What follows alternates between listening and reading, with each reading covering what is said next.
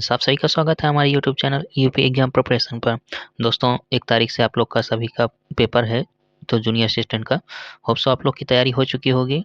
चलिए हम आज जो कंप्यूटर का एमसीक्यू है मेन इंपॉर्टेंट एग्जाम की दृष्टि से, मेन रिलेटेड जो है, देखिए टॉपिक तो आप सभी जानते ही हैं कि कहाँ से पूछे जा सकते हैं।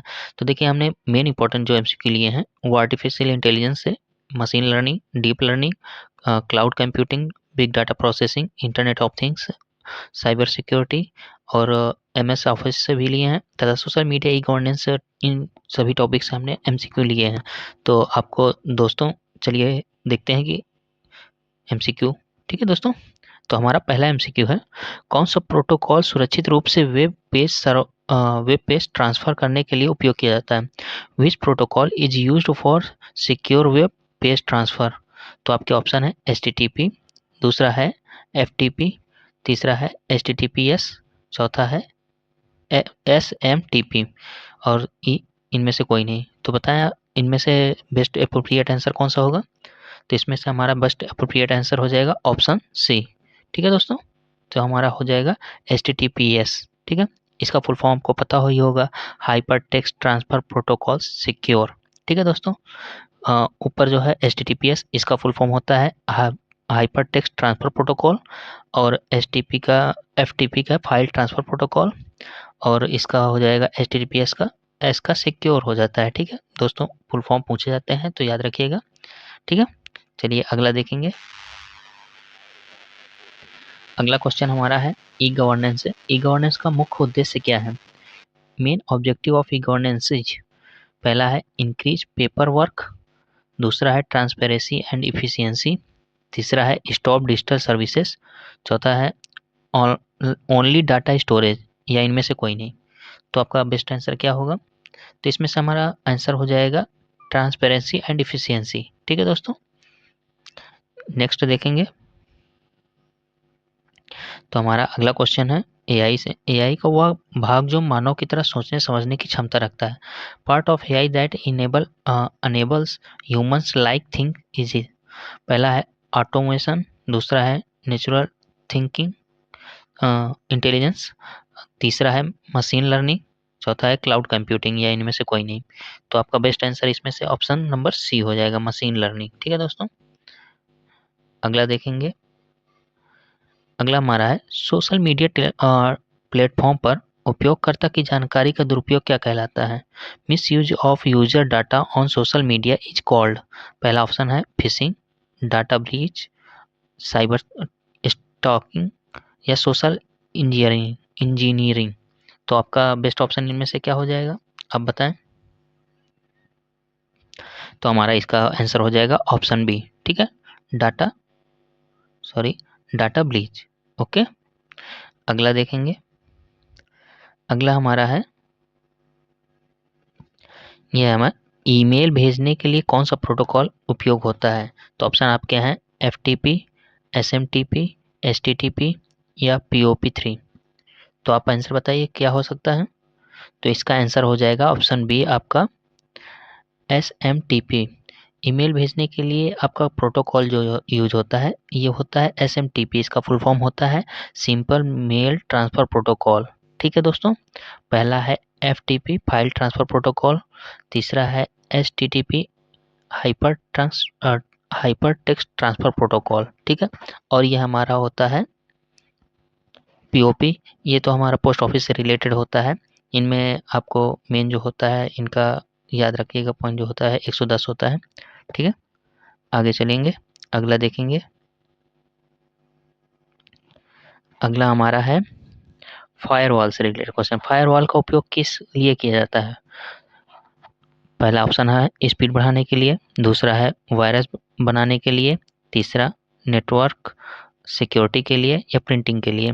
तो आपका बेस्ट ऑप्शन ऑप्शन सी हो जाएगा, फायरवॉल नेटवर्क सिक्योरिटी के लिए होता है। दोस्तों, क्वेश्चन ये भी फायरवॉल से पूछा जाता है कि फायरवॉल क्या सभी प्रकार के थ्रेट्स को रोक सकता है, तो नहीं, या आपका फिशिंग को नहीं रोक सकता है। ठीक है, इससे रिलेटेड कुछ चीज़ें हैं जिनमें नहीं रोक सकता है। तो फायरवॉल सिक्योरिटी प्रोवाइड करता है लेकिन सभी तरह के थ्रेट्स को नहीं रोक सकता है। ठीक है, ओके दोस्तों, नेक्स्ट हम देखेंगे।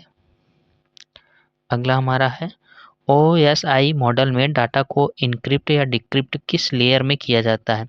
इन विच OSI लेयर इनक्रिप्शन और डिक्रिप्शन इज डन? आपके ऑप्शन है, पहला नेटवर्क लेयर, दूसरा है ट्रांसपोर्ट लेयर, तीसरा है सेशन लेयर, चौथा है प्रेजेंटेशन लेयर। तो बताएं आंसर आपका क्या होगा? तो दोस्तों इसका आंसर हो जाएगा answer number D, presentation layer. ठीक है दोस्तों, आगे देखेंगे। अगला हमारा एआई से है। एआई का वह भाग जो मनुष्य की तरह सोचने और समझने की क्षमता देता है। Part of AI that enable humans like thinking is. पहला है automation, natural intelligence, machine learning, cloud computing. इनमें से कोई नहीं। शायद ये क्वेश्चन रिपीट हो गया है दोस्तों, इसका आपको पता है कि मशीन लर्निंग होगा। ठीक है दोस्तों, अगला देखेंगे। आईओटी से इंटरनेट ऑफ थिंग्स का सही अर्थ क्या है? सॉरी मैंने बता ही दिया। तो देखेंगे, पहला क्या है, इंटरनेट ऑफ टेक्नोलॉजी, दूसरा है इंटीग्रेशन ऑफ टूल्स, तीसरा है इंटरनेट ऑफ थिंग्स, चौथा इंफॉर्मेशन ऑफ थिंग्स। तो आपका सही आंसर हो जाएगा option number C, internet of things. Okay दोस्तों, नेक्स्ट देखेंगे। अगला हमारा है, आईओटी का प्रमुख उपयोग कहाँ होता है? Major applications of IoT is in. पहला है smart home, smart cities, smart health care, उपरोक्त सभी या इनमें से कोई नहीं। तो इसमें से हमारा हो जाएगा उपरोक्त सभी। ठीक है दोस्तों, ऑप्शन नंबर डी। आगे देखेंगे, ये क्वेश्चन है, बिग डाटा की विशेषता क्या नहीं है? Which is not a characteristic of big data. पहला वॉल्यूम, वेलोसिटी। बिग डाटा के 5 वी होते हैं ना, उनमें से क्वेश्चन है कि इनमें से 5 वी में से कौन सा वी नहीं है। तो वॉल्यूम है आपका, वेलोसिटी है, वैरायटी है, पर ऑप्शन डी जो है आपका वह नहीं है, वैलिडिटी। वैलिडिटी इनमें से शामिल नहीं है। ओके दोस्तों, आगे देखेंगे। अगला क्वेश्चन हमारा बिग डाटा से है। बिग डाटा को प्रोसेस करने के लिए कौन सा फ्रेमवर्क उपयोग होता है? Which framework is used for big data processing. पहला है हडूप, दूसरा है पाइथन, तीसरा है ओरेकल, चौथा है एक्सेल या इनमें से कोई नहीं। तो हमारा बिग डाटा में मेन जो है हडूप से होता है। ठीक है दोस्तों, हडूप जो है यह कौन सी लैंग्वेज यूज करता है? तो पाइथन लैंग्वेज यूज करता है, ये भी ध्यान देंगे, पूछ सकता है। ठीक है दोस्तों, आगे देखेंगे। आगे हमारा है मशीन लर्निंग। मशीन लर्निंग का उपयोग किस लिए किया जाता है? Machine learning is used for. तो आपका है data prediction, pattern recognition, decision making, उपरोक्त सभी इनमें से कोई नहीं। तो आंसर आपका हो जाएगा इन उपरोक्त सभी। ठीक है दोस्तों, आगे देखेंगे। अगला हमारा है, सुपरवाइज्ड लर्निंग में क्या आवश्यक होता है? In supervised learning which is required. A unlabelled data, B random data, labelled data, no data या इनमें से कोई नहीं। तो आपका सुपरवाइज्ड लर्निंग में लेबल्ड डाटा होता है। ओके दोस्तों, ऑप्शन सी हो जाएगा। और अनलेबल्ड डाटा अनसुपरवाइज्ड लर्निंग में होता है। सुपरवाइज्ड लर्निंग में मतलब इसमें आपका केबल यूज होती है, और मेन जो होता है केबल के थ्रू कोएक्सियल केबल इंक्लूड होती है। ओके दोस्तों, आगे देखेंगे। कंप्यूटर सिस्टम में अनधिकृत प्रवेश को क्या कहते हैं? Unauthorised access to computer system is called. Option है आपके हैकिंग, क्रैकिंग, फिशिंग, स्पैमिंग, इनमें से कोई नहीं। तो बताएंगे, तो इसमें से आपका ऑप्शन हो जाएगा हैकिंग, ऑप्शन नंबर ए। ठीक है, आगे देखेंगे। फिशिंग का उद्देश्य क्या होता है? पर्पज ऑफ फिशिंग क्या होता है? ऑप्शन है आपके system protection, data encryption, sensitive information या वायरस हटाना या इनमें से कोई नहीं। बताइए आप। तो हमारा हो जाएगा सी ऑप्शन। ठीक है दोस्तों, सेंसिटिव इंफॉर्मेशन चुराना। फिशिंग का मतलब, फिशिंग जो होता है उसमें सेंसिटिव इंफॉर्मेशन चुराई जाती है। ओके दोस्तों, आगे देखेंगे। नेक्स्ट हमारा है, एआई, एमएल और बिग डाटा का संयुक्त प्रयोग किस में किया जाता है? एआई मतलब आर्टिफिशियल इंटेलिजेंस, एमएल मतलब machine learning. Artificial intelligence, machine learning और बिग डाटा का संयुक्त प्रयोग किस में होता है? Combination used of AI, machine learning and big data is seen in. Option है smart recommendation system, online shopping platform, fraud detection, उपरोक्त सभी। तो इसमें आपका ऑप्शन डी ही हो जाएगा, उपरोक्त सभी में यूज होता है। ओके दोस्तों, आगे देखेंगे। भारत में डिजिटल इंडिया कार्यक्रम का मुख्य उद्देश्य क्या है? विच इज नॉट, मुख्य उद्देश्य क्या नहीं है, सॉरी, भारत में डिजिटल इंडिया का उद्देश्य, कार्यक्रम का उद्देश्य नहीं है। Which is not an objective of digital India.